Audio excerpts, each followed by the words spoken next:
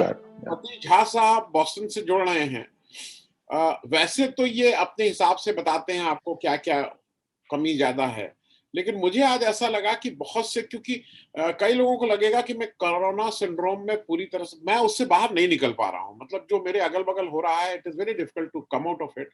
तो सतीश जी से मैंने रिक्वेस्ट किया कि if he can give a objective perspective of a bigger picture, क्योंकि हम तो, मेरे घर में कोई मर गया, मेरा वो नहीं उठा, मैं उस पे शायद हम लोग फंस गए हैं।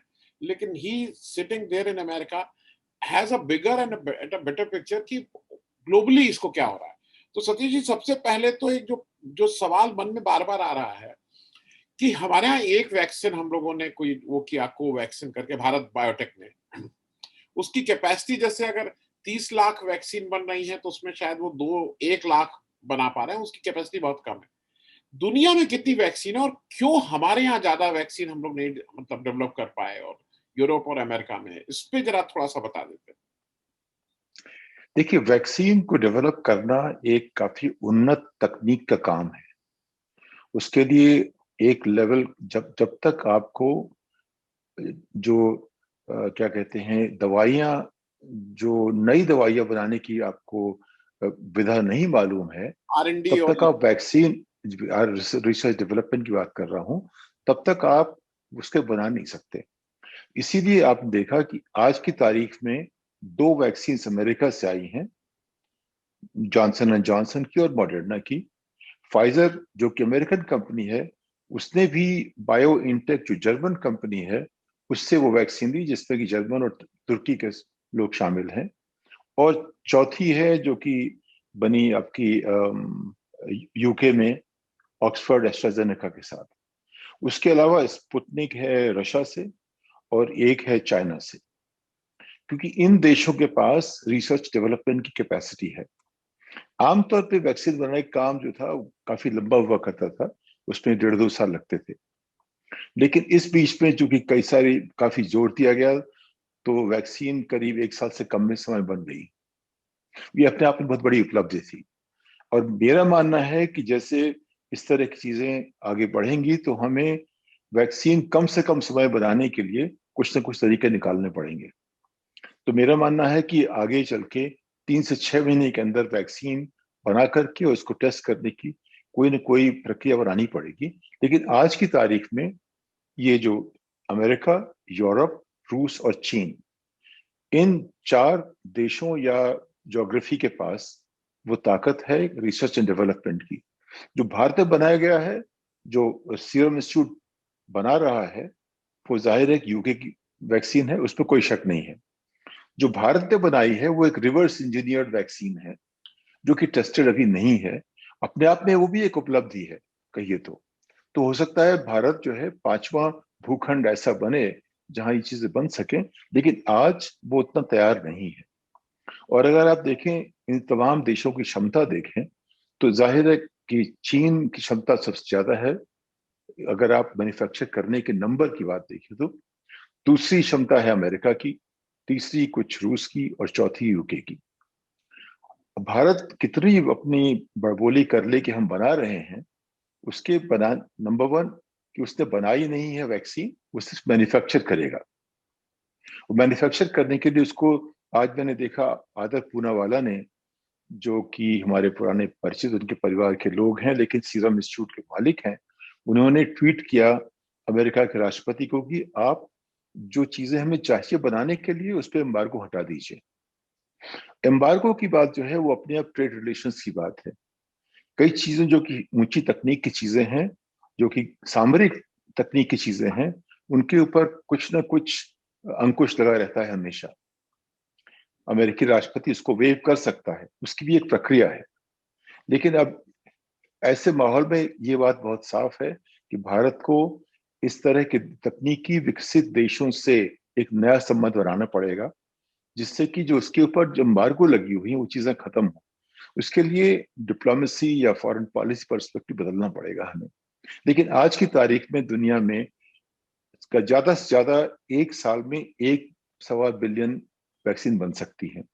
मैं अगर वो जॉन जी। मैं इसी प्रश्न पे एक चीज आ रहा था, क्योंकि जरा मैं अपने दर्शकों को भी क्योंकि मुझे ऐसा लगता है कि मेरा और आपका एक काम और भी है, थोड़ा दर्शकों को भी सेंसिटाइज कराना है, उनको भी एजुकेट कराना है कि जो मेरी समझ है, आप उसको you correct me if I am wrong, कि ये आइसोलेशन में नहीं हो सकता। मैंने सोच लिया ना कि मैं अपना लगवा लूं, मैं, मेरी बीबी, मेरे बच्चा, और फिर मैं सेफ हूं, क्योंकि मेरे घर में मेरी मेड आएगी, मेरा सब्जी वाला आएगा, मेरा दूध वाला आएगा, मेरा इंटरेक्शन होगा। तो जब तक मेरा सब्जी वाला, मेरा दूध वाला, मेरी मेड नहीं भी वैक्सीनेटेड होते हैं और इस शील्ड, इस सुरक्षा चक्र में नहीं आते हैं, तब तक आई एम ऑल्सो वनरेबल। उसी तरह से शायद दुनिया में, मुझे जो लगता है कि जब तक पूरी दुनिया वैक्सीनेट नहीं होगी, सेफ कोई नहीं है। मैं इसको भी जरा समझना चाहूंगा, जो आप बता रहे थे कितनी मैन्युफैक्चर कर सकते हैं, कितना है दुनिया में, कितनी जनसंख्या है, कितनी, थोड़ा इसको समझाइए। अगर आप देखें, हर देश में एक व्यक्ति लेके पहुंचा था। चीन से अगर बात चीन से शुरू हुई है, वुहान से, तो वहां से जहां जहां जिन देशों में कोरोना फैला है, वहां एक व्यक्ति लेके पहुंचा। ये बड़े शहरों में ज्यादा हुआ क्योंकि वहां आवाजाही ज्यादा होती है, लोगों की ट्रैफिक ज्यादा है। गांव में कम हुआ क्योंकि वहां लोग जाते नहीं है। जिस गांव में कोई एक लेके पहुंच गया, उस गांव की हालत खराब हो जाती है। तो ये बेसिकली, जो अगर जहां भी लोग आने जाने का सिलसिला बना रहेगा, वहां होगा। वो चाहे घर की बात हो, चाहे राज्य की बात हो या देश की बात हो। लेकिन पहली बार हम एक चीज देख रहे हैं कि वसुधैव कुटुंब का कोई मतलब था, तो आज मतलब दिख रहा है। ये अगर किसी को धरती पर कहीं एक को भी हो गया, तो उसका असर जो है पूरी दुनिया पड़ेगा। उसमें चाहे देर हो सवेर हो, लेकिन असर पूरा पड़ेगा। तो जब तक दो चीजें हैं, या तो हर्ड इम्यूनिटी हो जाए एक समाज में, या ये कोरोना वायरस सब इससे जो है सबको वैक्सीनेट कर दिया जाए। इसके दो तरीके हैं। और जो देश जैसे अमेरिका 4 जुलाई 2021 तक सबको वैक्सीनेट करने की बात कर रहा है, सिर्फ उनके अलावा जो अपना वैक्सीनेशन नहीं कराना चाहते। यहाँ जो रिपब्लिकन पार्टी है, उसके करीब 1/3 लोग वैक्सीनेशन नहीं कराना चाहते। उसकी वजह उनकी अपनी समझ है, उनकी दकियानुसी समझ है, उसकी वजह जो भी हो। उसके अलावा सभी लोग वैक्सीनेट हो जाएंगे। लेकिन क्षमता सबको वैक्सीनेट करने की 31 जुलाई तक इनके पास होगी। इनफैक्ट 31 मई तक होने वाली है, थोड़ा समय लगेगा। 4 जुलाई इनका वो स्वतंत्रता दिवस मानते हैं। उस तारीख तक बाइडेन ने कहा है कि हर अमेरिकी वैक्सीनेट हो चुका होगा। पहली बात तो ये, तमाम देशों में, रूस की क्षमता है कि अपने आप को वैक्सीनेट कर सके, चीन में क्षमता है कर सके। प्रश्न है यूरोप, अफ्रीका और तमाम उन देशों का। उनकी आबादी जो है सब मिला के करीब, अभी आज की तारीख में 7 अरब लोग दुनिया में हैं। उनमें से अगर आप देखें तो करीब 2 अरब के पास क्षमता है कि वो वैक्सीनेट कर सके, 5 के पास नहीं। ठीक है। इनमें से किसी भी देश में जो कि जुड़ा हुआ है ट्रांसपोर्ट हब से, चाहे एयर सिस्टम से या कोई भी सिस्टम से जुड़ा हुआ है, अगर एक भी व्यक्ति के पास इस तरह का वो वैक्सीनेट नहीं हुआ है, बचा रह जाएगा, तो ये सिलसिला चलता रहेगा जब तक कि बाकी लोग वैक्सीनेट ना हो जाए। हर्ड इम्यूनिटी, जहां जिस देश में सब लोग वैक्सीनेट हो गए हैं, जाहिर उनको थोड़ा तकलीफ कम होगी। वहां मुश्किल, अब आप देख रहे हैं, लोगों ने पहला शॉट लिया, उसके बाद भी कई लोगों को फिर भी इन्फेक्शन हो गया। ठीक है ना। अगर आपने शॉट ले भी लिया, तो भी आपकी संभावना कुल 90% है, 95% है, 85% है, 100% नहीं है। तो लेकिन यह है कि मोर्टेलिटी कम हो जाती है अगर आपने वैक्सीन ली है। तो जो उसकी सीवियर इम्प्लीकेशंस हैं, जो कि ज्यादा खतरनाक जो उसके लक्षण हैं, वो नहीं दिखते। तो कुछ चीजें हैं। पहली बात कि 7 अरब लोगों को वैक्सीनेट करने में ये कम से कम 2-3 साल लगेंगे। तब तक जो है ये डर बना रहेगा, कैसे हो। नंबर 2, अगर हम प्रैक्टिस करते रहें मास्क वाली, मास्क बहुत जरूरी है। मास्क के बाद डिस्टेंसिंग जरूरी है। डिस्टेंसिंग बाद हाथ धोना जरूरी है। अगर आप देखें, सबसे ज्यादा असर होता है मास्क का, उसके बाद डिस्टेंसिंग का, तीसरा होता है हाथ से धोने का। उससे होता है कि आप अपना मुंह छूते नहीं है, और उससे आप बच जाते हैं थोड़ा बहुत। तो ये प्रिकॉशंस हमें लेने पड़ेंगे और हमें तैयार होना पड़ेगा कैसे इस आपदा से बचें। लेकिन लेकिन जो अभी आज की तारीख में प्रश्न है, 7 अरब लोग हैं, 2 अरब लोग 2021 के अंत तक वैक्सीनेट हो जाएंगे, 5 अरब बचे रहेंगे। ये वो लोग हैं जिनके पास टेक्नोलॉजी नहीं है या पैसे नहीं है। सवाल ये कि उन तक कैसे पहुंचा जाए। उसके लिए दुनिया कोशिश कर रही है, उसके लिए गेट्स फाउंडेशन ने कुछ किया, उसके लिए यूनाइटेड नेशंस करेगी, तमाम संस्थाएं जुड़ेंगी, लेकिन फिर भी वो करते करते 1.5-2 साल 2.5 साल लग जाएंगे। वो आसान नहीं। लेकिन जरूरी है कि सभी लोग वैक्सीनेट हों। अगर एक भी बचा रहेगा तो एक उसकी जो प्रोबेबिलिटी जो है, संभावना बढ़ती रहेगी। जी, मैं एक चीज और जरा समझना चाह रहा था। यूएस की पॉपुलेशन मोटे तौर पे 33 करोड़ है, जिसको मिलियंस में बोले तो 330 million. I am talking of very जी रफ एस्टिमेट। जी हिंदुस्तान की पॉपुलेशन इस समय estimated 138 139 crore, 138 139 crore, which comes to in terms of millions about 1300 to 1350 millions। ये डिफरेंस है। यूएस जी का जो इस समय जो आधिकारिक डेटा आ रहा है उसके अनुसार यूएस की इस समय वैक्सीनेशन का रेट है about 4 million people every day. और वो जी अभी तक इस समय जब मैं कर रहा था, मैंने अभी उसको जल्दी से डेटा इसी समय चेक किया, उनके यहाँ 7.7 मिलियन, नहीं सॉरी 77 मिलियन, 7.5 करोड़ से ज्यादा लोग को डबल डोज मिल चुकी है। जी हिंदुस्तान में हमारा रेट इस समय करीब 3-3.5 मिलियन है। 30-35 लाख लोगों को हम वैक्सीनेट कर रहे हैं, जबकि हमारे पास स्टॉक 1 दिन 2 दिन 3 दिन का है। दूसरी दिक्कत ये आ रही है कि अभी तक हमारे यहाँ करीब 2 करोड़ लोग भी डबल डोज नहीं मिली। तो एक चीज जरा ये समझाइए कि अमेरिका जैसे उसने 4 जुलाई कहा है और 4 मिलियन के हिसाब से चल रहा है, तो वो अगले 70-80 दिन में वो अपने टारगेट को तो पूरा कर ही लेगा, क्योंकि ये 4 मिलियन और वो जो भी एक क्विक जी अरिथमेटिक। हिंदुस्तान में ये जो हम लोगों का 138 करोड़ है, उसको जिस रफ्तार से चल रहे हैं तो ये तो 3-4 साल लगेंगे, और तब तक तो हर्ड इम्यूनिटी क्या, ये मालूम नहीं कौन सा स्ट्रेन आ जाएगा, क्या आ जाएगा, इसको भी थोड़ा जरा समझा देते। जी। तो अमेरिका अभी ट्रैक पर है 31 मई तक करीब करीब सबको वैक्सीनेट करने के लिए। 4 जुलाई जो है वो आगे तारीख रखी गई है, जिससे कि इसमें कोई संभावना बचेगी नहीं कि ना होने की, सभी लोग वैक्सीनेट हो जाएंगे। और 40 लाख लोग अगर आप करेंगे, यानी कि हर 2.5 दिन में 1 करोड़ लोगों का वैक्सीनेशन हो रहा है। अगर भारत की आबादी अमेरिका की 4 गुना है, तो अगर भारत को अगर ये सबको वैक्सीनेट करना पड़े, मान लीजिए 130 करोड़ में से 30 करोड़ बच्चे हैं, 100 करोड़ वयस्क हैं, उनको करना पड़े, तो भी अगर आप 3 लाख करेंगे तो 3 दिन में 1 करोड़ होगा, उसमें 300 दिन लगेंगे। उसके पहले तो आपको वैक्सीन भी चाहिए ना। आज की स्थिति में भारत के पास वैक्सीन ही नहीं है, उसका उत्पादन भी नहीं हो सकता। अगर आपका उत्पादन एक दिन में 1 लाख का, 2 लाख का, 5 लाख का है, तो आपको 5 साल लग जाएंगे, 6 साल लग जाएंगे। तो सवाल यह है कि भारत ने पिछले 5-6-7 महीने से जो संभावना योजना बनाने की थी, योजना बनाई नहीं। और ये संभावना अगर अभी भी बात करें फाइजर से, मॉडर्ना से, तमाम और से, स्पुतनिक वगैरह से, तो उनसे वो मैन्युफैक्चरिंग कैपेसिटी भारत में बन सकती है। अगर उनके साथ ऐसा संबंध हो जाए इन कंपनियों के साथ, तो मैन्युफैक्चरिंग कैपेसिटी की अभी भी संभावना बनाने की हो सकती है। और सीरम इंस्टीट्यूट के पास उसको एक्सपैंड करने की कैपेबिलिटी भी है। लेकिन इसके लिए भारत सरकार को सोचना पड़ेगा कि हम कैसे काम करें, कायदे से सोचें, उसको संभव बनाएं। जैसे अमेरिका ने एक इनकी एक वॉर कोड्स का इस्तेमाल किया कि वो जो मैन्युफैक्चरिंग कैपेसिटी रिक्विजिशन करेंगे, लेकिन उसको भी किसी भी मैन्युफैक्चरिंग की कैपेसिटी को इसके लायक बनाने के लिए कुछ समय लगता है। जी, ठीक है, तो ये नहीं कि आप जब आप कहेंगे तो फौरन किसी जगह बन जाएगा। उसके लिए आपको कम से कम 3-4-5 महीने का समय लगाना पड़ेगा कि वो जो स्विच ऑन स्विच ऑफ, सुविधा हो it is not switch. Manufacturing की। बिल्कुल, वो सुविधा हर एक के पास नहीं है। सीरम इंस्टीट्यूट यही काम करता है। लेकिन मान लीजिए शांता बायोटेक है, कुछ इस तरह की कंपनियां हैं जिनको अगर आप जोड़ें, शांता बायोटेक ने काफी अच्छा काम किया था वैक्सीन बनाने में और सस्ती वैक्सीन बनाने में, उनको जोड़िए, तमाम और कंपनियां उनको जोड़िए आप।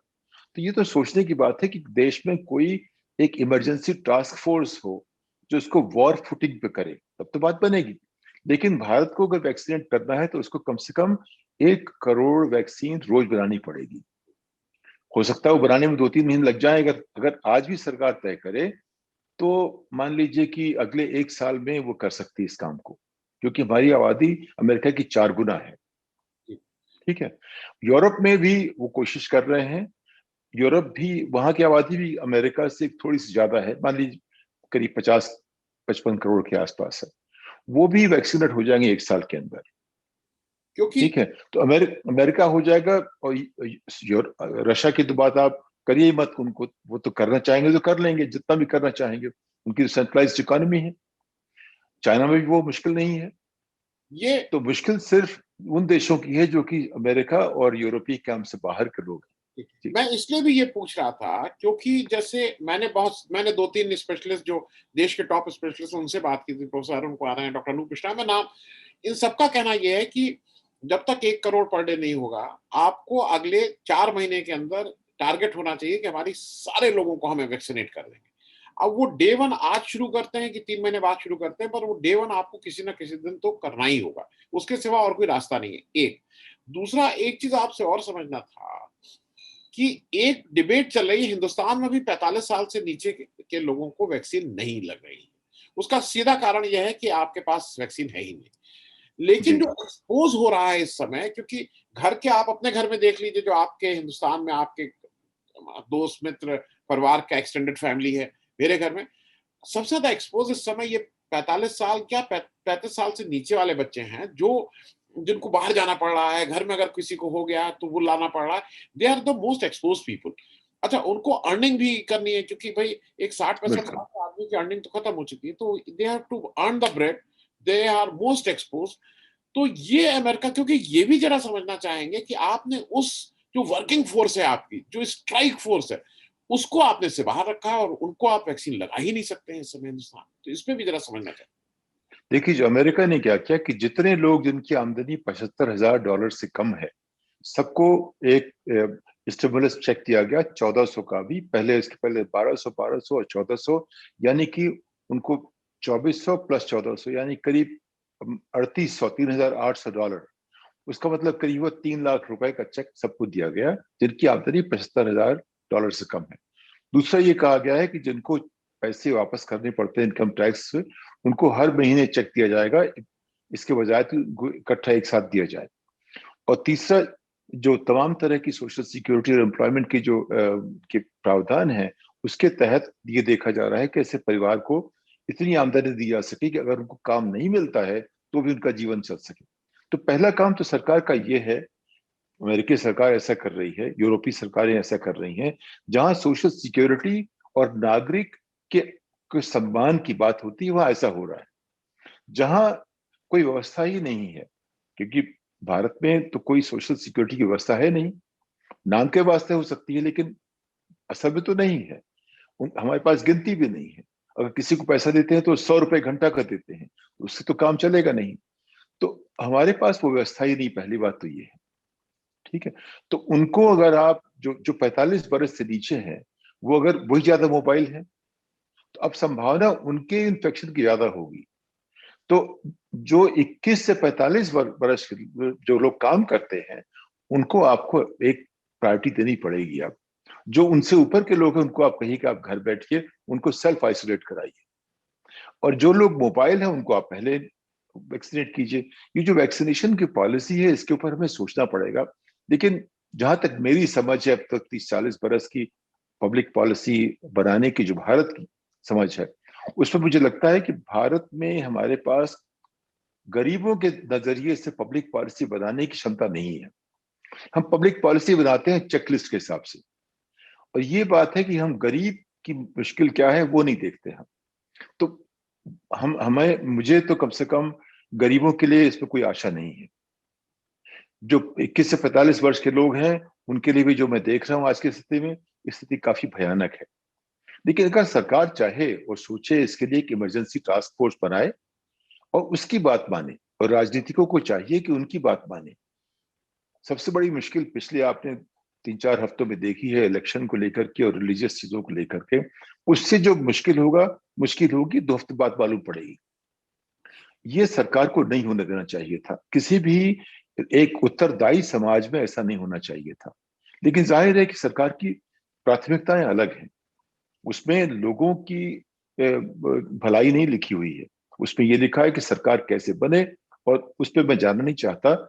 लेकिन अगर आप देखें पब्लिक हेल्थ के हिसाब से, जो भी अभी हो रहा है धार्मिक नाम पे चाहे चुनाव के नाम पे, वो अपने आप में एक बहुत बड़ा प्रकोप वही हो गया, समझिए आप। तो हमें एक इमरजेंसी टास्क फोर्स बनाना चाहिए। अगर भारत सरकार चाहे तो वो कर सकती है, और मेरा ख्याल है कि 21 वर्ष से 45 वर्ष के लोगों के लिए वैक्सीन की सुविधा दिलानी पड़ेगी, क्योंकि ये मोबाइल पॉपुलेशन है, ये लोग प्रोडक्टिव लोग हैं, इनको काम करना है, इनको बाहर जाना है, और इनको अगर हम रोक देंगे हमारी अर्थव्यवस्था एकदम रुक जाएगी। तो इसकी वजह पब्लिक हेल्थ भी है, हमारी इकोनॉमी भी है, हमारे परिवार को चलाने की भी है। हर तरह से देखें, इनको जोड़ना पड़ेगा हमें वैक्सीनेशन प्रोसेस से जल्दी करना पड़ेगा। जैसे भी कहो, भारत सरकार को चाहिए कि तमाम इन कंपनियों से जो बाहर की हैं उनसे एक संबंध बनाए। वो कोशिश करे कि कैसे, क्योंकि उनके पास कैपेसिटी मैन्युफैक्चरिंग की नहीं है, उनसे आप संबंध कीजिए जो आपको बनाने की इजाजत दी, और आप अपने यहाँ तैयार कीजिए वो कैपेसिटी कि 1 करोड़ कम से कम वैक्सीन आपको रोजाना, ज्यादा हो तो और भी अच्छा है, लेकिन 1 करोड़ तो उसकी संभावना हो सकती, मैं तो वो उसके लिए तैयारी करनी मैं पड़ेगी। एक अंतिम प्रश्न, बहुत and it's a very quick प्रश्न, क्योंकि इसका भी एक हम लोग अजीब से उसमें फंसे हुए हैं। एक तरफ हम एक्सपोर्ट भी कर रहे हैं, हमारे यहाँ जो मिनिस्ट्री ऑफ एक्सटर्नल अफेयर्स की साइट से मैंने ये डेटा लिया है, हमने 6.5 करोड़ वैक्सीन एक्सपोर्ट की हैं, और 11.5 करोड़ हमने अपना इंटरनल यूज की हैं, वो एक डबल डोज और सिंगल डोज मिला के मैं बोल रहा हूँ। तो करीब 18 करोड़ में हमने 6.5 करोड़ एक्सपोर्ट कर दिया है। नाउ एक क्वेश्चन ये चल रहा है देश में कि क्या इस समय 40% एक्सपोर्ट उचित था? एक दूसरा, एक चीज मैं जरा मतलब दर्शकों को भी बता दूं कि जो अभी कॉस्ट आ रही है, जो कॉस्ट दी जा रही है सीरम को, वो 200 रुपए से कम की दी जा रही है। It is less than 200। और मैं ये मान के चल रहा हूँ कि 200 रुपए और आपके खर्च हो रहे हैं उस कोल्ड चेन को रखने में, और जो लास्ट माइल है जहां पे वो इंजेक्शन लग रहा है एंड थिंग्स लाइक दैट। अगर आप बहुत क्विक कैलकुलेशन करें, 400 रुपए भी एक आदमी, 500 रुपए भी एक आदमी का करें, तो 100 करोड़ का मतलब 5,000 करोड़ रुपए होता है। हम अपनी पार्लियामेंट को बनाने के लिए 23,000 करोड़ हमने किया है। और मैं ये इसलिए बोल रहा हूं कि कभी कभी लेगा, मैं राजनीति की बात नहीं कर रहा हूं। प्रधानमंत्री का जो अभी जहाज आया है वो 10-12 हजार करोड़ का आया है। हमने अभी जब राम जन्मभूमि का फंड इकट्ठा किया तो 1100 करोड़ का टारगेट था, वो फटाफट 3,000 करोड़ हो गया। पीएम केयर फंड में पैसे हैं। तो मुझे ऐसा नहीं लगता है कि रिसोर्स इज अ इशू। अगर ये तो management is a issue, planning is a issue, not resource. तो जरा ये बताइए कि ये जो हम लोग एक्सपोर्ट कर रहे हैं करीब 90-92 देशों को, उसका उसकी कैटेगरी 3 है, ग्रांट है, कमर्शियल है, और कोवैक्स ऑब्लिगेशन है जो कोवैक्स वाला है। तो ये क्या, जैसे अमेरिका कुछ नहीं एक्सपोर्ट कर रहा है इसे, तो इस पे थोड़ा एक हम लोगों को भी है। देखिए, पहली बात, एक्सपोर्ट इसलिए हो रहा है कि हमने वो ऑब्लिगेशंस लिए, उसी के नाम पे हमको बनाने के लिए दिया गया। ये भारत को समझना चाहिए, हर भारतीय को समझना चाहिए कि वैक्सीन हमारी नहीं है, हमने बनाई नहीं है, और अगर हमने वो बनाने का ठेका लिया, उसके बदले में हमें कुछ देने की बात थी। तो ये जो एक्सपोर्ट हमारे ऑब्लिगेशंस थे, उसको आप अपने पास नहीं रख सकते हो। वैसे ही हुआ कि जैसे आपने मुझे कोई काम करने का ठेका दिया, उसमें मेरी ऑब्लिगेशन से, अगर मैं ऑब्लिगेशन नहीं नहीं पूरी करूंगा तो आप क्यों मुझे ठेका दोगे? ठीक है। तो हमें दो चीजों को अलग, इसमें ऐसा नहीं है कि हमने एक्सपोर्ट किया इसलिए कि हमारा बहुत मन था। यह है कि भारत सरकार को अपनी छाती ठोकने का मन था, तो उन्होंने ठोक ली अपनी छाती, कई देशों को दे दिया, कुछ देशों ने तारीफ भी कर दी हमारी। उससे हमारी जो स्थिति दुनिया में जो ताकतवर देश, उनके सामने मेरी स्थिति अच्छी नहीं हुई है, देश की स्थिति अच्छी नहीं हुई है। लेकिन ये ऑब्लिगेशंस था, ये ऐसा हमने कोई गुडविल से नहीं किया है। थोड़ी बहुत गुडविल हो सकती है, लेकिन मोटा मोटी जो ये है, ये हमारी जिम्मेदारी थी, जिसके लिए हमको पैसे दिए गए। गेट्स फाउंडेशन ने पैसे दिए, जिन्होंने हमको लाइसेंस दिया उन्होंने भी कहा कि आप आपको इसलिए दे रहे हैं कि आप दुनिया भर में बांटें। ठीक है, क्योंकि भारत जो बड़ा देश है, उसके पास ज्यादा तकनीकी कैपेसिटी है, ऐसा हम मानते हैं, लोग मानते हैं। और चूंकि सीरम इंस्टीट्यूट जो है, वो अरसे से ये काम कर रहा है, तो उसके पास संभावना थी करने की, उनको मिला ऐसा काम। हमको शांता बायोटेक को जोड़ना चाहिए था, इस तरह की और भी कंपनियां जोड़ना चाहिए था। तो अगर हम चाहें तो वो कर सकते हैं, लेकिन ये मान के चलिए कि ये हमारा कोई, हमने गुडविल से नहीं किया था, ये हमारी ऑब्लिगेशंस है, हमारी जिम्मेदारियां थी। लेकिन अगर ये हमें ठीक से करना है, आपने बताया लागत की बात, अगर 100 रुपए लागत है तो 100 करोड़ का 10,000 करोड़ होगा, ताकि 500 है तो 50,000 करोड़ होगा। लेकिन 50,000 करोड़ आज की व्यवस्था में कुछ भी नहीं है भारत सरकार के लिए खर्चा करने के लिए, क्योंकि अगर आप नहीं करोगे तो आपका नुकसान 5 लाख करोड़ का होगा। ठीक है, तो 50,000 करोड़ तो कुछ भी नहीं है। आप ठीक कर रहे हैं कि अगर जिस तरह से वो बनाने की बात कर रहे हैं, नए पार्लियामेंट बिल्डिंग की और प्रधानमंत्री के जहाज की, उसके संदर्भ में तो कुछ भी नहीं। लेकिन हमें अगर पैसे हों तो भी क्या चीज हो जाएगी? नहीं होगी। तो पैसों के साथ साथ हमें तकनीकी एक काबिलियत चाहिए और एक डिप्लोमेटिक केपेबिलिटी चाहिए और ये समझने की क्षमता चाहिए कि हमें क्या करना चाहिए, हमारी स्ट्रैटेजी ठीक होनी चाहिए।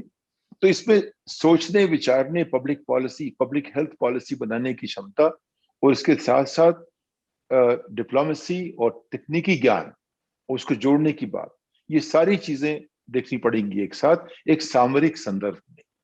ये एक बहुत बड़ा यज्ञ है, ये बहुत बड़ी लड़ाई है। इसको अलग तरह से देखना पड़ेगा। जिस तरह हमारा देश देख रहा है, थाली, आपने देखा थाली ताली से अभी तक जो है हम कुंभ स्नान कर रहे हैं, महास्नान कर रहे हैं, शाही स्नान कर रहे हैं। और इलेक्शन में हम वो देख रहे हैं, हमारे गृह मंत्री अपनी तस्वीरें दिखाते हैं कि तमाम लोग झुंड को लेकर चल रहे हैं।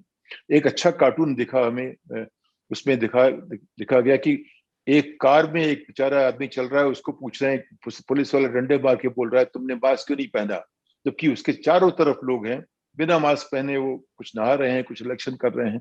तो ऐसा नहीं होना चाहिए। तो प्रधानमंत्री को इसमें नेतृत्व दिखाना चाहिए कि जहां भी 3 चीजें बहुत जरूरी हैं, सब लोग मास्क पहने, जहां भी रहें 6 फुट की दूरी रखें और जितना हो सके साबुन से हाथ धोएं, सिर्फ पानी से नहीं। अगर 3 चीजें होंगी तो प्रकोप कम हो जाएगा। उसके अलावा टेस्टिंग जो है होनी चाहिए। हम देखते हैं कि टेस्टिंग के लिए अब उन्होंने मना कर दिया है।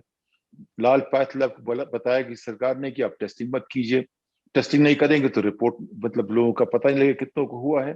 तो मुश्किलें बहुत सारी हैं। हमारी सरकारें जो हैं वो उत्तरदायी नहीं है इस वक्त।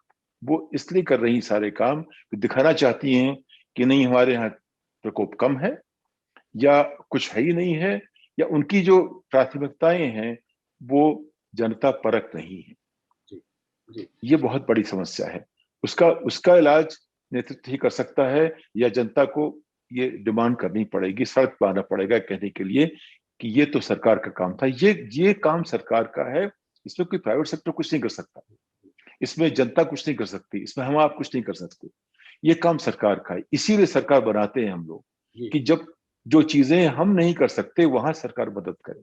ठीक है, तो तो इसके लिए तो प्रधानमंत्री से कुछ कहना पड़ेगा। उनकी जिम्मेदारी है, वो कब कैसे करेंगे उनके ऊपर पूछना पड़ेगा हमसे। ये जानते हुए कि हम लोग के हाथ में बहुत कुछ नहीं है, लेकिन प्रश्न करना तो अपने हाथ में है, जिसको बहुत काइंडली नहीं लिया जाता है। आज की तारीख में प्रश्न करना भी बहुत अच्छी बात नहीं मानी जाती है, लेकिन इस उम्मीद के साथ कि कुछ ना कुछ सरकार चेतेगी, और जो आपने कहा रिस्पॉन्सिबिलिटी के साथ साथ थोड़ी जवाबदेही भी। It is not only matter of responsibility, it is a matter of answer. You are also answerable to me, क्योंकि मैं तो नहीं कर सकता हूँ। मुझे तो अगर एडमिशन आज चाहिए तो वो जब तक डीएम वहां से पर्ची नहीं लिखेगा मेरा एडमिशन नहीं होगा।